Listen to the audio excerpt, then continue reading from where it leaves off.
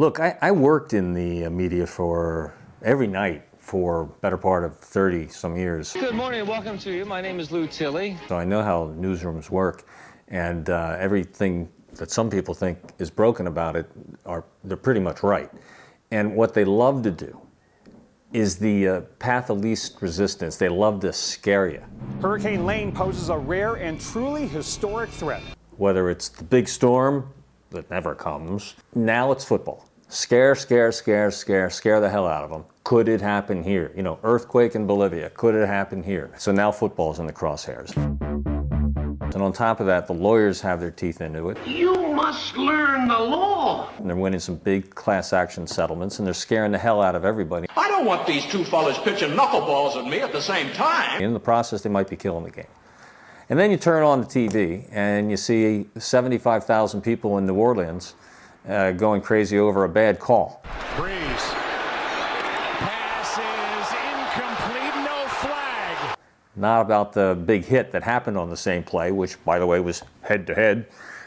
And you see those communities come together, and you see a country that's united where it's not at all. And it's all around football. Why? Because of the unique properties of football. Because of the teamwork involved, and because of the risk involved. Because it's a risky game to play. Always has been, always will be. So will it go away because of the fear of head injuries? No, the trick is to make it safer. And here's a product, Protect, that is proven to make it safer. Have you heard anything about it? No.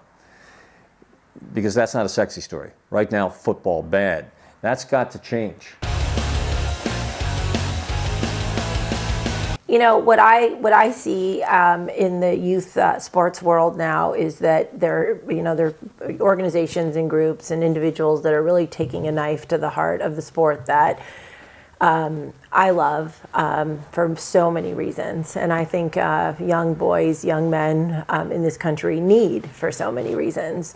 And the Protect equipment has become very near and dear to my heart because it's something that I think is available, is affordable, and is a wonderful solution to a problem that is not going to go away unless we address it with better safety equipment, better messaging, just really conversations like this about how we save football and how we save it for the youth, the young boys in America.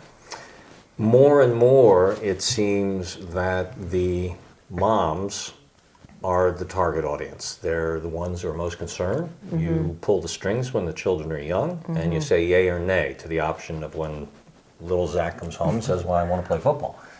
In your case, you had what, all four boys, yes. for mm-hmm. children, right? Yep. Yeah? What did you say to them? Well, actually, the funny story, and Zachary tells it a lot too, I wanted him to play football. He was a kind of a well-rounded athlete, played a lot of basketball, baseball, growing up, was on the swim team. And I thought football at the time that he was going to high school was going to be really important for him to meet young men, with the same mission. The kids would go to practice, their freshman year at 7:30 in the morning during the summer. I thought it was going to keep them out of trouble. And as I've told many people for years, I was a single mom, from the time Zach was 14 and my youngest son was 5. And I needed to find things to keep them out of trouble, to make sure that I was going to raise wonderful young men that were wonderful citizens, good people. And I felt that, high school football was going to be an answer to one of those concerns of mine. Single mom? Yes. Were you working? I was when it all kind of changed in my life. So right. I wasn't. I was raising them and then went back to work. The point is, that's a lot on your plate. Yeah. And in America in these days, there are a lot of moms like you facing the same dilemma. Right. And you would say to them what? I would say to them that from 3 to 6 every day, you have to find something to keep them busy, to keep them focused, to keep them out of trouble, to make sure that they have something to do that they love with teammates and other people working towards the same end goal. So my mission here and my biggest messaging is what are we going to do together to help these kids stay healthy and safe from 3 to 6 every day? And the options are bad ones, right? I think Hang out in so. the park, I don't know what. Yeah. Video games. Video games that are desensitizing our society one kid at a time. Hanging out at the park, drugs, things that we are not really ready to deal with as a society, in my opinion. But yet it seems to be an alternative to the problems with contact sports. In my mind, as a single mom raising these boys, that's not an option. You've got to keep them busy. You've got to keep them out of trouble. Moms that are working, especially, or driving their other kids to other sports, we have to know that our kids are fine, that they have something to do that's going to keep them busy and occupied and focused and, with their friends and working on something. I mean, otherwise, I just think with the advent of so much of this smartphone stuff and social media and video games and just so many other outside influences, we're going to be in trouble.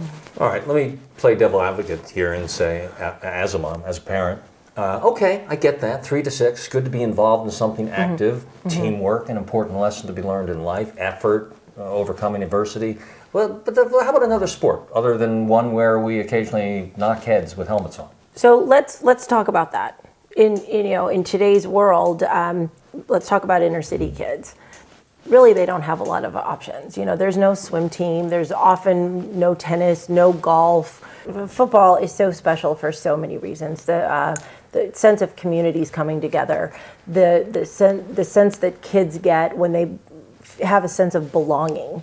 I think that's the biggest part of this entire thing is, taking a young man and, giving them an opportunity to work next to their teammates and fight for their brother next to them, feel part of something.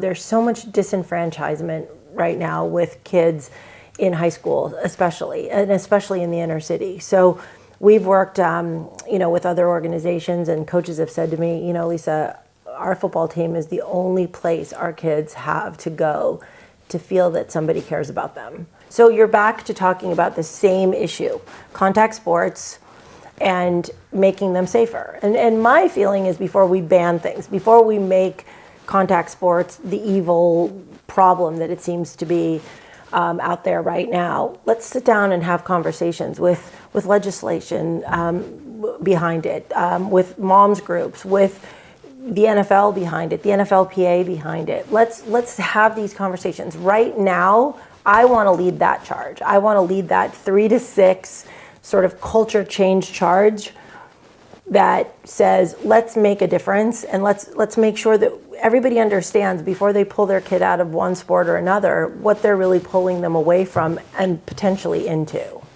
When we take football away from our culture, our country, think about all of the different things that help us come together as a country over a sporting event. I remember years ago watching the Super Bowl, the year before Zachary went to the Super Bowl, and just like really marveling at the stadium full of people that were all there with a common mission. And so we take that down to the NC2A level, we take it down to the high school level, the youth level, and you have a bunch of boys, men coming together to fight for the same mission. And I really think it's a microcosm into like going into the world and working later or working as a family. I just don't think there is any measure that, other than the fear of the injury, that makes football and the conversation to end football relevant at all. I understand that there's injuries. My kids have had injuries. My son Shane wasn't able to play anymore after injuries. So I do understand the sadness or the fear that comes with watching your kids out there. But 99% of the time, kids are coming to us saying, I want to play. We need to make it safer so they can. Lisa Ertz, outspoken spokesperson for ProTech, 3 to 6, her personal campaign.